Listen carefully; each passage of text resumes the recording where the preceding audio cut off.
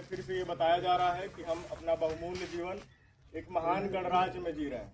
और मैं पूछता हूँ किसका गणराज्य? क्योंकि जिस देश में इंसान की जाति उसकी औकात तय करे, जहाँ भूख एक मजबूरी और शर्म एक प्रिविलेज, वहाँ रिपब्लिक सिर्फ एक पोस्टर होता है, आसमान की ऊंचाइयों में उड़ता हुआ नहीं, जमीन पर गिरा हुआ।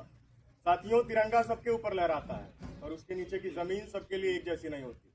बाबा साहब अम्बेडकर संविधान के सिर्फ शिल्पकार ही नहीं थे, वो इस समाज के सबसे बड़े विद्रोही थे। उन्होंने हमें ये भ्रम नहीं दिया कि आज़ादी मिलते ही इंसाफ भी मिल जाएगा। उन्होंने हमें दिया संविधान और साथ ही दी एक चेतावनी। पॉलिटिकल डेमोक्रेसी अगर सोशल और इकोनॉमिक डेमोक्रेसी के बिना हो तो सिर्फ एक धोखा है। इसका मतलब साफ था कि आप वोट दे तो सकते हैं मगर इज्जत से जी नहीं सकते। वो डेमोक्रेसी नहीं, तमाशा है। अगर कानून सिर्फ किताबों में हो और सड़क पर सिर्फ लाठी बोले तो वो रिपब्लिक नहीं, डर का राज है। साथियों, बाबा साहब ने हमें संविधान दिया ताकि हम झुकना सीखें। मैं कहता हूँ ये झूठ है। उन्होंने संविधान दिया ताकि हम इस देश में हो रहे अन्याय के खिलाफ लड़ना सीखें।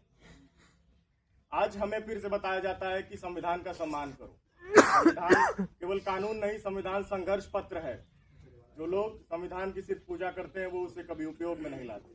संविधान मंदिर में रखी किसी देवी देवता की मूर्ति नहीं। संविधान हथियार है हमारा, और हथियार का काम होता है वार करना। वार उस जाति व्यवस्था पर जो जन्म से इंसान को बांध देता है, वार उस राज्य व्यवस्था पर जो अमीर को संरक्षण देता है और गरीब को केवल सब्र। साथियों, ये कानून नहीं, ये लाचारों की उम्मीद है। ये उस बच्चे की आवाज़ है जो आज भी अपने स्कूल में अपनी जात के कारण पीछे बैठाया जाता है। ये उस औरत की आवाज़ है, उस औरत का सहारा है जिसे धर्म और संस्कृति के नाम पर चुप रहने को बोला जाता है। ये उस माइनॉरिटी का कवच है जिसे हर दिन ये याद दिलाया जाता है कि तुम चुप रहो, तुम कम हो, तुम सस्पेक्ट हो। साथियों, ये कोई इत्तेफाक नहीं। दलित को इंसाफ नहीं मिलता, ये कोई इत्तेफाक नहीं। आदिवासी से उसकी जमीन छीनी जाती है, ये कोई इत्तेफाक नहीं। मजदूर को असुरक्षित रखा जाता है, ये कोई इत्तेफाक नहीं।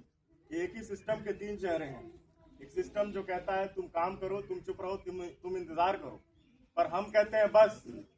साथियों, आज अगर किसी को अपनी पहचान छुपानी पड़े, अपना नाम सोच समझ कर लेना पड़े, अपना दुपट्टा, अपनी दाढ़ी, अपनी नमाज से डर लगे, तो समझ लो ये केवल किसी दलित या मुसलमान का डर नहीं, ये हर उस माइनॉरिटी का डर है जिसे अपने देश में मेहमान बना दिया गया है, जबकि ये देश, ये जमीन उसका भी है। आज यहाँ से मैं आप सभी को कहना चाहूंगा कि बाबा साहब ने हमें एक ही मंत्र दिया, एजुकेट ताकि हम धोखा ना खाएं, एजुकेट ताकि हम चुप ना रहें, ऑर्गेनाइज ताकि हम अकेला ना मरें। साथियों, ये गणराज्य हमारा नहीं है जब तक हर दलित, हर मुसलमान सर उठा कर ना जी सके। ये गणराज्य हमारा नहीं है जब तक हर आदिवासी अपनी जमीन पर ना खड़ा हो। ये गणराज्य तब तक हमारा नहीं है जब तक मजदूर सिर्फ जीने के लिए लड़ता रहे, और इसीलिए ये गणराज्य हमें वापस लेना होगा। जय भीम, जय संविधान।